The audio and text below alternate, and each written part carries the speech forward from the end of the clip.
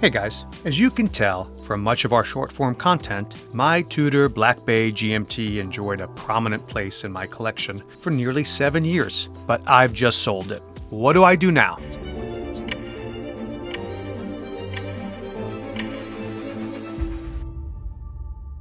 Welcome back to another episode of The Watch Game. I'm Mex, and yep, I just bid a fond farewell to my Tudor Black Bay GMT. But before I get into the story, I want to thank you for watching this video and ask you to please subscribe to our channel if you like watch-related content. It really does help us. So my history with this Tudor, a reference M79830RB, started in 2018 while I was working on a major project in Singapore. In May and June of that year, I remember searching in every Tudor boutique and AD throughout Southeast Asia, from Hong Kong to Singapore to Ho Chi Minh City to Jakarta, but I could not get a sniff of this piece. After all, for those of you who remember, this Pepsi GMT was one of the hottest releases of 2018. I ended up buying it off a chrono from a private seller in July of that year and paid just under $4,000 at that time, which I believe was at a premium to list since they were impossible to find in stores. The watch arrived complete with factory stickers, and I wore the absolute crap out of it. Since it came with this nice leather strap and deploying buckle, I even invested in the Tudor OEM bracelet, which I greatly preferred. But there was a glitch: the movement. Tudor's first in-house GMT movement had serious issues. The date wheel on many of the pieces would not advance, and it wasn't long before I learned that mine suffered from the same issue.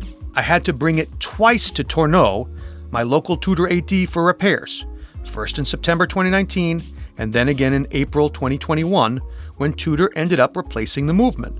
Now, one of the reasons I didn't entirely give up on this Black Bay GMT was that I had other watches to wear in the meantime. If this were my only luxury watch, or indeed my only watch, I would have felt much differently. Regardless, I truly loved the look of this watch. The 41mm case diameter, matte aluminum bezel, red GMT hand. Indeed, this wasn't just a watch.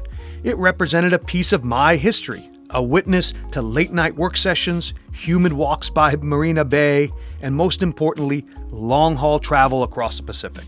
We shared a special story. Years passed. The watch traveled with me across continents, ticking through time zones, marking flights, deals, and promotions.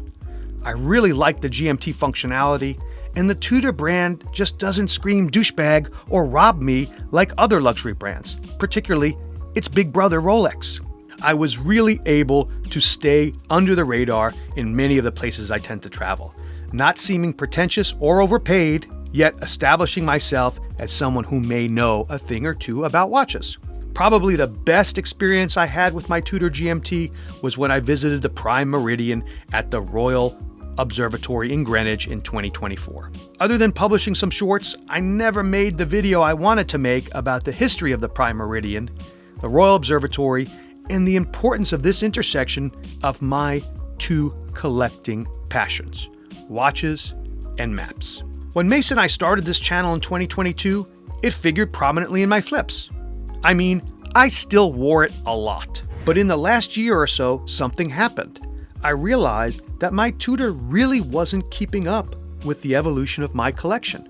It started to feel low-end, uninspired, and the thickness and weight really got to me. I simply stopped enjoying wearing this watch. Thinking back, a contributing factor may be that the Pepsi color scheme is such a popular look. Over the last few years, there has been an explosion of micro brands offering watches with GMT capability at a fraction of the price of a Tudor, many of which offer this Pepsi look. So what's next, guys?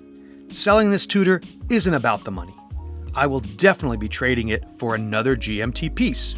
It's also not a great time to be parting with this watch. Its value has plummeted since the introduction of the Black Bay 58 GMT. But there's no sense in holding on to it after I know I've fallen out of love. Over the last 60 days, I've been aggressively on the hunt. Something I'm finding exhilarating as I realized that I haven't bought a pre-owned watch in quite some time. Really looking forward to closing a deal soon. So guys, I hope you enjoyed that farewell to what was once a central piece in my collection. But let me know, did I make a mistake? Which watch do you think I should trade up into? Please let me know in the comments below, and I will definitely catch you in the next one. Bye bye!